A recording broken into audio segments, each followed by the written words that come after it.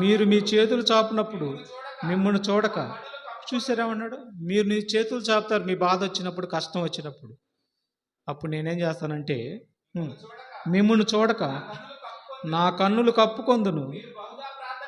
మీరు బహుగా ప్రార్థన చేసినను నేను వినను. చూసారేమన్నాడు? అమ్మా, నేను బైబిల్లో లేనిదేమని చెబుతున్నానా? అర్థం చేసుకోండి. బైబిల్లో లేనిది నేను చెప్పను, ఎప్పటికీ చెప్పను, ఉండదే చెప్తా. నేను పాటిస్తాను, మిమ్మల్ని కూడా పాటించమని చెబుతా, అంతే. బహుగా ప్రార్థన చేసినా మీరు నా మాట వినకుండా, బహుగా ప్రార్థన చేసినా, ఎన్ని గంటలు ప్రార్థన చేసినా, అన్నం మాని ప్రార్థన చేసినా నేను మాత్రం వినను బాబు, నేను వినను.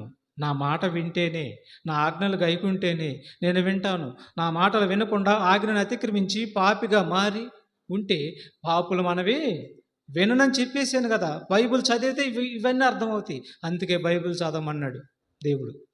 చూసారా? బైబిల్ చదవమన్నాడు. ఇంకో మాట చివరిగా చూడండి, ఒక మాట చూడండి. లోకసువార్త 6:46 చూడండి ఏమన్నాడు. చివరి మాట ముగించుకున్నాం. ఇంకా నేను చెప్పినవన్నీ మీరు చేయక, చూడండి ఏమన్నాడు,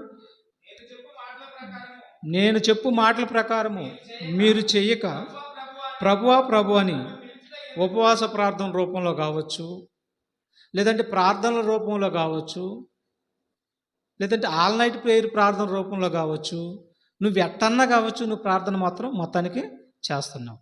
అయితే ఎలా చేస్తున్నావు? ఎలా చేస్తున్నావు చెప్పు. దావీదు ఆజ్ఞను అతిక్రమించి పాపం చేస్తే బిడ్డ ఏమైపోయింది? చనిపోయింది కదా. అంటే ఆయన ధర్మశాస్త్రము వినకుండా, పాటించకుండా నీ చెవులు మూసుకొని ఉంటే నీ ప్రార్థన హేయము. ఆయన మాట వినకపోవటమే పాపం. పాపులు మనకి దేవుడు ఆలకింపడు. ఇలాగా ఆయన మాటలు ఏమి వినకుండా నువ్వు దేవారాత్రము ప్రార్థన చేస్తే ఆయన వినడు. అందుకు అంటున్నాడు, నేను చెప్పినది మీరేమీ చేయక ప్రభువా ప్రభు అని నన్ను పిలుచుట ఎందుకు? చూసారా? యేసుప్రభు అంటున్నాడు ఈ మాట. నేను చెప్పింది చేయండి, మంచిది, మీరు ధన్యులైపోతారు, మీ కుటుంబాలు ధన్యులైపోతాయి. మిమ్మల్ని నేను ఆదరిస్తాను. మీ బాధల్లోనూ, మీ కష్టాల్లోనూ, మీ రోగంలోనూ, బాధల్లోనూ, వ్యాధుల్లోనూ నేను తోడుగా ఉంటాను. నేను ఆదరిస్తాను. మీ చెయ్యి పట్టుకొని పైకి లేపుతాను. ఆ అధికారము, ఆ శక్తి, సామర్థ్యం నాకుంది. కాబట్టి ప్రియమైన దేవుని బిడ్డలారా, దేవుడు చదవమన్నా మనం చదవకుండా ఉంటే ఆజ్ఞను ధిక్కరించిన వారు అవుతాం.